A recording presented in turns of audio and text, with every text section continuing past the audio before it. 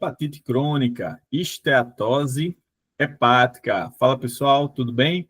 Hoje nós vamos falar sobre a DHGNA, tá certo?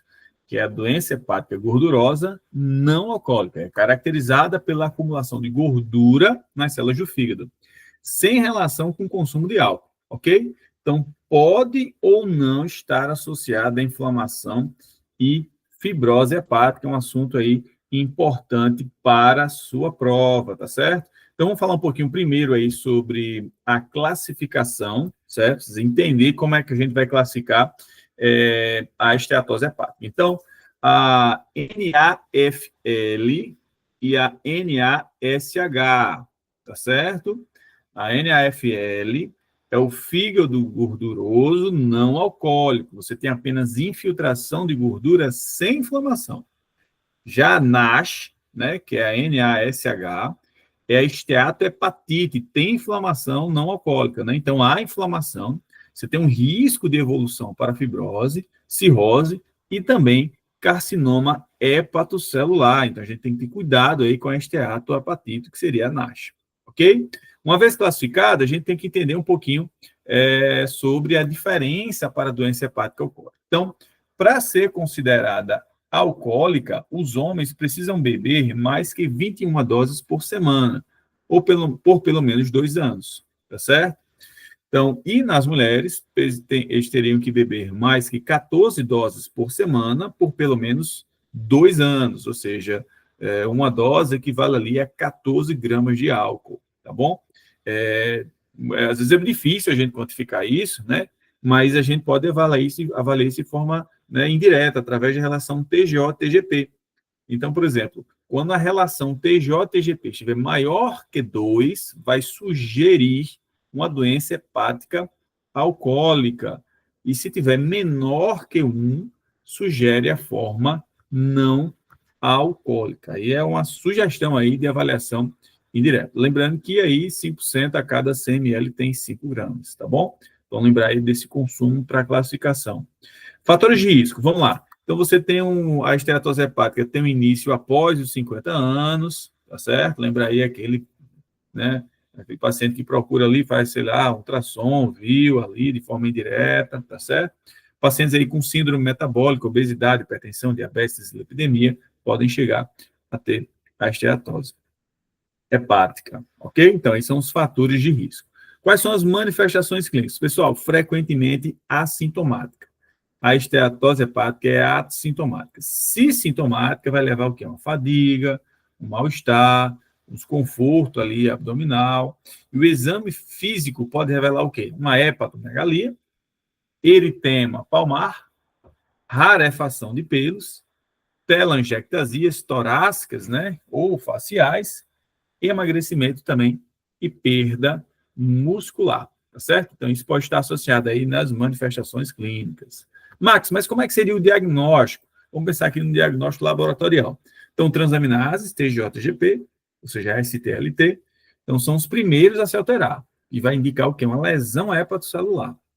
A fosfatase alcalina pode estar aumentada de 2 a 3 vezes o valor normal, e a gama-GT também pode estar aumentada. Lembrando que fosfatase alcalina e gama-GT vem mais via biliar, né? Então, fígado é TGO-TGP. O que vê função hepática mesmo, no caso aí albumina e bilirrubina, elas vão alterar em estágios avançados, porque eles avaliam função hepática. E quando a função começar a diminuir, você tem a alteração da bilirrubina e albumina. A ferritina vai estar elevada, que é um marcador inflamatório, e é importante a gente solicitar, como diagnóstico de exclusão, sorologias para hepatite A, B e C. Ok?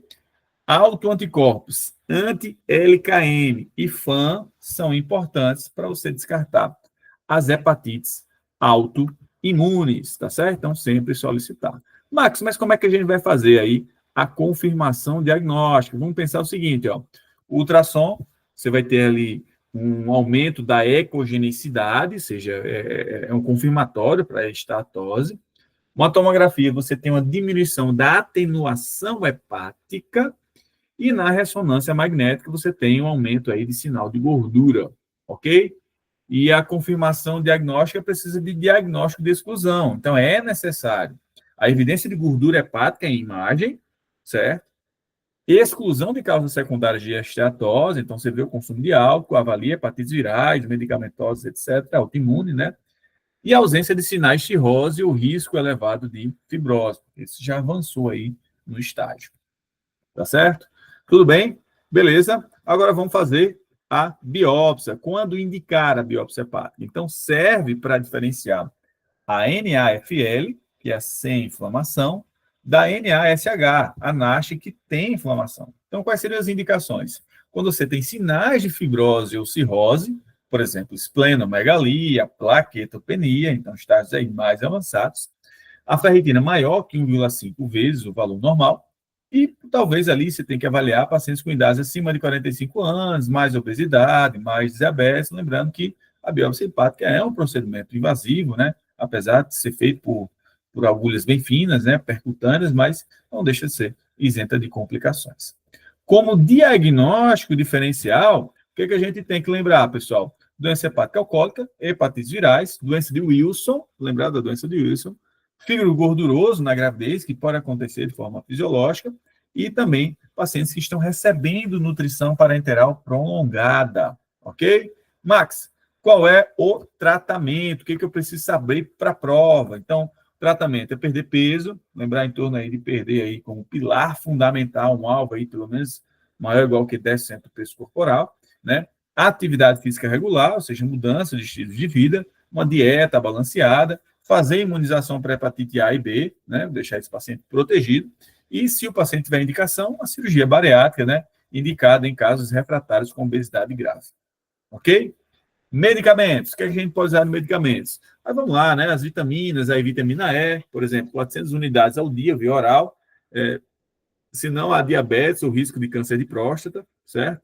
A pioglitazona, 30 miligramas por dia, via oral, especialmente útil em pacientes com diabetes, então você poderia ter esse benefício. A liraglutida, né, outros agonistas GLP-1 para diabetes, ômega 3 indicado também no pré-operatório de quem vai ser operado, tá certo? Lembrar que para o acompanhamento, a gente tem que fazer o quê? Monitorar TGO e TGP a cada 3 a 6 meses, e se enzimas não melhorarem, a gente tem que investigar aí também as causas secundárias para fechar o diagnóstico. Max, eu estou na UBS, quando referenciar para um especialista? Então, você tem que encaminhar para um hepatologista se TGO e TGP permanecerem elevados, sinais clínicos de cirrose, como ascite, icterícia, circulação colateral, telangiectasias, uma fibrose maior ou igual que F3 na biópsia, se o paciente foi submetido aí ou chegou com a biópsia para você. Se você classificar, você avalia aí no app, né, a classificação de MELD, então a MELD maior que 10, e complicações clínicas, ou uso elevado o risco elevado de evolução para cirrose. Tudo bem, pessoal? Então, vamos fazer só um resumo final aqui, porque você precisa lembrar para a prova, né? A DHGNA é a principal causa de doença hepática crônica no mundo. O diagnóstico é por exclusão, com imagem sugestiva e ausência de outras causas. A perda de peso é um tratamento mais eficaz, certo? E casos avançados ou refratários devem ser encaminhados ao especialista. Tudo bem, pessoal? Espero que vocês tenham gostado aqui dessa aula de dicas. Não deixem de fazer as questões e até a próxima. Valeu!